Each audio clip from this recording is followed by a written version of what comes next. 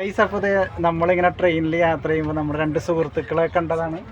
അപ്പോൾ ഇവർ നമ്മുടെ മോഹിനിയാട്ടം ഭരതനാട്യം പടം അടിപൊളിയായിട്ട് ഇപ്പോൾ തിയേറ്ററിലൊക്കെ പോയിക്കൊണ്ടിരിക്കുകയാണ്.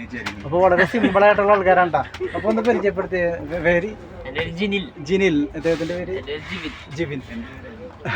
അപ്പോൾ ഞങ്ങളിങ്ങനെ പഞ്ചാബിലേക്കുള്ള യാത്രയിൽ കണ്ടതാണ്. അപ്പോൾ മോഹിനിയാട്ടവും അതുപോലെ തന്നെ ഭരതനാട്യം അടിപൊളിയാണ്. ഭരതനാട്യം ഞാൻ കണ്ടു, എനിക്ക് ഭയങ്കര ഇഷ്ടപ്പെട്ടു. മോഹിനിയാട്ടം കാണാൻ പറ്റിയിട്ടില്ല, ഇപ്പോഴും തീർച്ചയായിട്ടും കാണും. അപ്പൊ പടം സമയം കിട്ടണ പോലെ കാണും, ഞങ്ങൾ എല്ലാവരും കാണും.